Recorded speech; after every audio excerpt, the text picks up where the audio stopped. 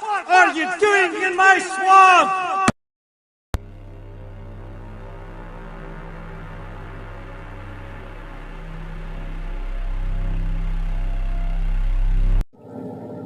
Hello everybody, this is Overboy and I'm going to be doing my review for the 1979 movie When a Stranger Calls.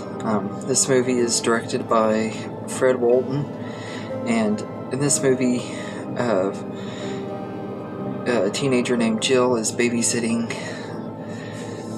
a couple of kids for this doctor, and she is doing her homework and talking to her friend on the phone, and then after she gets off the phone with her friend and stuff, this mysterious caller calls the number and asks if she's checked on the children, and he calls multiple times asking her, and she eventually calls the police and asks them if they could trace it or whatever, and after he calls again, they trace the call and find out that the call is coming from inside the house, and we find out that this man has been hiding in the upstairs bedroom waiting for her to go check on the children after he killed the kids. And then it takes a time jump 7 years into the future, and we find out the killer's name is Kurt Duncan, and he has escaped from the mental hospital he's in, and the detective who was on his case last time is trying to find him, and we see John go after a couple different people, one of them being Jill towards the end of the movie, but like in the middle section he's going after this other girl that he meets at a bar named Tracy, that's closer to his age, and everything. Like this feels like 3 different movies put into one, because it's kind of crazy. Like the first 20 minutes of this movie and the last 20 minutes of the movie are just like they feel connected, but this middle section just feels like it's its own thing. But I actually really liked it. I thought it was a really good movie. This is one I had never seen all the way through. I'd seen like the first 20 minutes or so of it, and then I kind of just got bored with it and didn't finish it, I think is what it was. But that was years ago, so I don't really remember if that's why I stopped it or if I got something else and decided just to not finish it. But I think it was just I got bored with it, because at that time I wasn't really into slow burner movies, and this one is kind of a slow burner. But upon this rewatch, I absolutely love this movie. I think it was a lot of fun. Really great cast in here, especially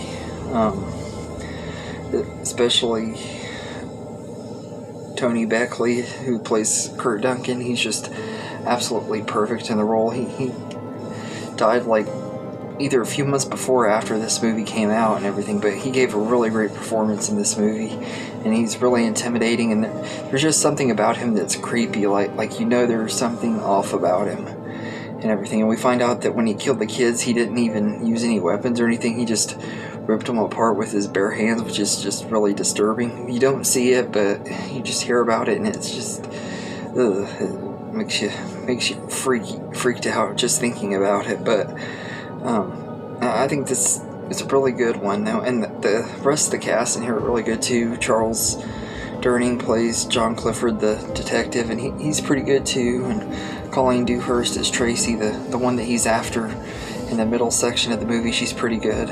Although I didn't really like that Tracy just kind of disappears after the end of the second act and everything. She just kind of disappears, and it goes back to Kurt Duncan going after Jill, which is kind of weird.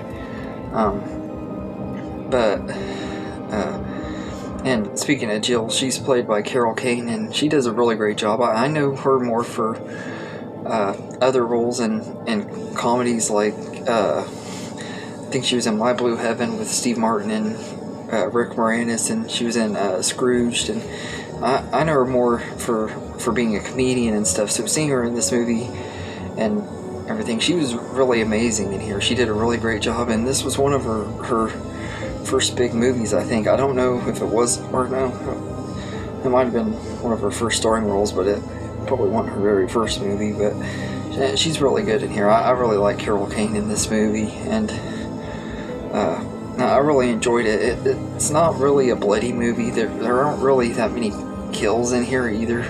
It just kind of is a suspense thriller more than a horror movie, but at the same time I do kind of consider it a horror movie because it is kind of terrifying to think that this could actually happen in real life. Like somebody like Kurt Duncan, there are people like him in real life, so it does kind of make it scarier. And I love the movie. I do kind of wish that Jill would have had a bigger part in the story instead of just being there at the beginning and the end, but at the same time I like what they did with her and stuff, and I really enjoy this one. I'm looking forward to seeing the other movies in this franchise. So far there's only 2 other ones. One is a sequel called When a Stranger Calls Back, which I have not seen yet. I'm thinking about watching it on Tubi sometime here before too long, or just buying it on DVD on eBay. I've heard mixed things about that one. And then the 2006 remake, which I'm going to be reviewing tomorrow for Day 27 of 31 Days of Horror. I haven't seen that one in a long time either. That one I have seen all the way through. I just don't remember it very well, so I'm looking forward to revisiting it.